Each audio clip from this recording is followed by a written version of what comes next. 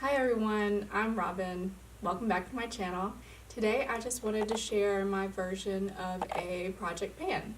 So in my version of a project pan, I will have 10 items that I'm going to try to use up as much as I can by the end of the year. I do have 10 items today. Some people call it a project 10 pan because they specifically pick 10 items, but mine just happened to be 10. So once I use something up, I might go through and see what else I can add to replace what I've already used up.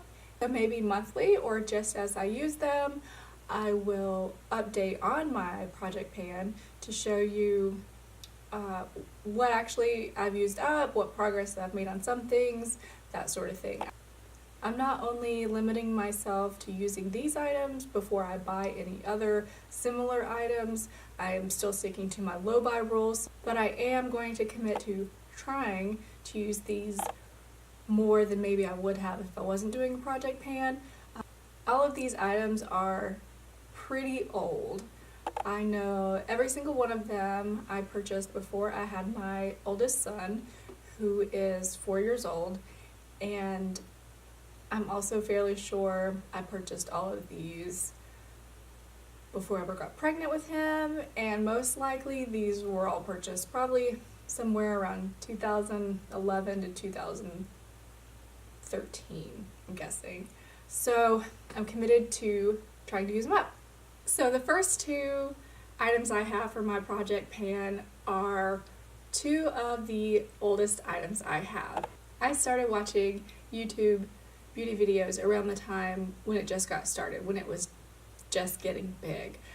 So around 2010-ish, 2011, a little bit before, a little bit after was when it was getting big. And back then, a lot of people that I watched were talking about Coastal Scents. I have 3 palettes from them, but 2 of them are going to be in my project pan. So the first one I have is the 88 Ultra Shimmer eyeshadow palette. It's probably my favorite of the 3 that I have. One of the pans has fallen out and disappeared, and one of them has fallen out and I just stick it back in one of the 2. Oh, there goes one of the little pans. But they're so pretty. A lot of brands have palettes like these. I think BH Cosmetics is the more recent one, and I guess Morphe maybe has some similar stuff to this. But this was the first big palette of all sorts of different eyeshadows that I had heard of that were cheap. Oh, another one fell out. But also, you know, decent quality. I've been using them on and off all this time, and I still like them. I still enjoy them, but they're getting pretty old, and makeup does have a shelf life. Eyeshadows I feel like last a lot longer. These have, I can't tell that they've gone bad. They haven't given me any sort of eye infection or anything like that, but they are the oldest ones I have, so I definitely need to use them up. I also have the 88 color eyeshadow palette. The other ones were shimmery, of course, obviously, and these are matte, but they are beautiful. And honestly, I think this is the perfect size for a big eyeshadow palette like this. You don't, or even smaller ones, you don't need a ton of product. I know it sounds better to have, you know, big pans of eyeshadow and all that, and that's great if it's, you know, one basic one you're going to use all the time, but to try different things out, it's nice to have such a small amount so that you don't waste it and you actually get to use it. You know, you don't have to pay for the bigger pan, you know, it doesn't take up as much space, that sort of thing. But anyway, so those 2 eyeshadow palettes I'm going to try to use up as much as I can this year. The next thing I have was also like a cult favorite around that time, and I don't know when it stopped being, and I don't even think they make it anymore, but it is the what is normally called NYC Sunny. It's just a matte warm bronzer, and it used to be all the rage, and I loved it. I still do. I have hit pan there already, but I'm going to try to use it up as much as I can this year. Historically, I don't really mind contouring with bronzer. I know, like, there's a difference. You're not really supposed to, but whatever. But it's great as a bronzer. You don't have to contour with it. So I've done both. I've just used it as a bronzer and I've contoured with it. But I've loved it, and part of me doesn't want to use it up because I don't even know if they make it anymore, or if people just stop talking about it altogether. So maybe I should hang on to it. But like I said, there is a shelf life. This one says 30 months. It's definitely been past 30 months, but don't judge me. I'm still using it, but I'm going to try to use it up so that I don't have a super old bronzer in my collection anymore. The next thing I have is actually 5 things. They're all e.l.f. blushes. I haven't bought an e.l.f. blush in years, so I'm not sure if they look the same still, but I do like the packaging. They're all dirty, so I apologize, but that's what it looks like. I bought all these like right when they first started doing them like this with this packaging and everything.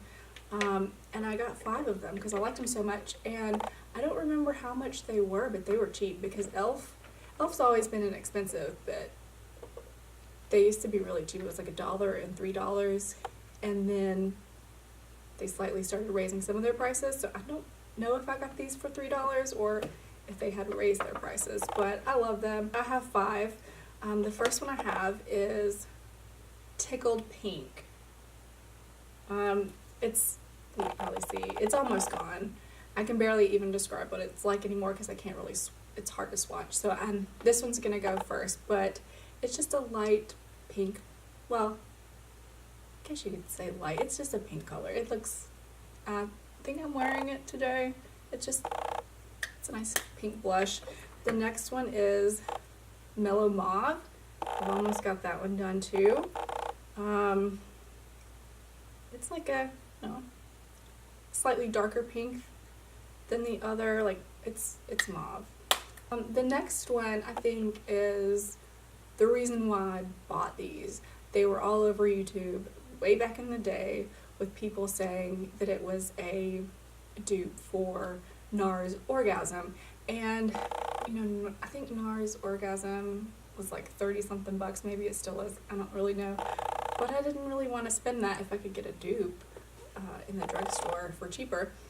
And so I don't know how well you could see, but supposedly that's what NARS Orgasm kind of looks like. It's like a pinky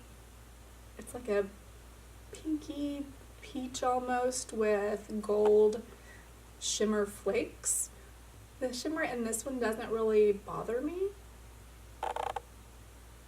It's really light. But as I'm getting older, I'm trying not to do, yes, I don't normally put blush on with my fingers, but as I'm getting older, I'm not going to be able to pull off as much glittery, shimmery things. I know I have glitter on my eyes, and I love it, but I'm only going to be able to pull this off for a few more years, so I'm trying to move away from glittery blush. The shimmer in this, though, is really subtle, but it's really nice. I actually really like the gold glitter in it, and I think the color's nice. The next one I have not hit pan on yet. It's Candid Coral. It's supposed to be a dupe of a few different high-end blushes like NARS Orgasm, Bobbi Brown Coral, I think there's a few more, but it's a really nice coral blush. I've loved having it in my collection, but like I said, it's really old and I just want to use it up. The next one, I don't know that I will finish it this year just because I definitely won't be able to use it that much. It's called Fuchsia Fusion. I don't know how well you can see that. Apparently it's a dupe for a NARS blush called Angelica. It's a very pretty blue toned pink, and it has some fairly fine glitter in it. I think it's like a silvery glitter, and it's very pretty in the pan, but you have to use a really light hand with it because it's extremely pigmented and it's very bright on my skin tone, and it's very shimmery. So the only time I really wear this is if I have like a fairly natural eye look going, more of a nude lip because the blush is fairly overpowering. I feel like if I pair it with too many fun looks, I'll just look like a clown. It's a fun blush, but not an everyday blush. My last couple products are hair products. So the first one is a hairspray. It's the Herbal Essences Set Me Up hairspray. It says it's infused with cactus flower and bamboo, and it smells pretty good, but my thing with hairspray is I don't use it very much. When my hair was really long, I pretty much never used it. Even if I would curl it, I would curl it pretty tight, but I wouldn't spray it, and I would just let it fall naturally throughout the day so that it would get more wavier. So now that my hair is shorter, I found that when I curl it on day 3 or 4 and it's a little dirtier, it doesn't hold the curl as well as if I curled it on the first day after washing my hair, or even when my hair was longer, I guess. So I'll spray it then, and I'll spray it a decent amount, but you have to kind of do the math on that. It varies how often I wash my hair, but if I say I go 3 or 4 days without washing my hair and I only curl it on the 3rd or 4th day, then I'm only using the hairspray every 3 or 4 days, and probably not all of those days I'm even doing that. So it takes me a long time to use hairspray, but I've had this one forever and I just really need to use it up. So every time I curl my hair, I'm going to use this hairspray. The last one I have is the Beyond the Zone Turn Up the Heat. It's just a heat protectant spray. I think it was actually only good for a year. It's been way over a year since I bought it. Again, I'm not sure if they even still make this, but I've just always felt a little weird about using heat protectant sprays that are kind of oily. Like this one is very like greasy feeling, and I feel like if I'm putting the heat on it, on grease, I'm just kind of like deep frying my hair, you know? So I tend to like the sprays that aren't as oily, but I'm going to do a little bit of research on this, and I plan to either use it up, use it as much as I can when I straighten my hair, curl my hair, that sort of thing, or I'm just going to declutter it because it's really old. I do like the way it smells, but again, I'm not sure about if putting heat on my hair with oil is a good idea or not, so I'll check into that. I almost forgot, actually, I have one more. It's just the Vaseline Lip Therapy. It's the rosy one. I really like the old pans like this, the little metal lip pans. It reminds me of both my grandmothers, my grandmother and my mama. They would have like the lip salve in the pan, and I have 2 of these. I have the Vaseline one, and then I have, oh no, I forget what it's called, but it's another rose salve, and I love them both. This one has more of a color to it, but I've also, like I said, I've also had this for quite a long time, and I just want to use it up. I don't know that I'll get another lip product in a pan like this. For one, it's like, I got it, but it's super hard to open up, especially when your hands are like greasy, like if you just use lotion, moisturize, and then with these nails, it's really hard to open. And then 2, if I can get it back open, you're gonna like dig in there. And so I'm not a germaphobe, especially with myself and with makeup, but like since this goes on your mouth, like from your finger to your mouth, I don't feel like I should keep it a super long time doing that. I could use a brush, and sometimes I do, but if I take it somewhere with me, like I don't like get a brush and put it on there. So I'm really trying to use this up, and then I'm probably not going to buy the pans anymore, even though, they remind me of my grandmother's. I have other ways to remember them other than some lip salve. So I'm very excited to see how this project pan goes. I've never done a project pan before, and I'm excited to see how quickly I can use things up, what I actually do use up, what I don't use up, how much progress I've made on it, and then maybe what other things get added to it as the year goes. If you're interested in videos like this, you can click the like button, and if you want to subscribe to my channel, you can subscribe to my channel, and if you do, hit the bell so you can be notified. Thanks for watching. See you later. Bye.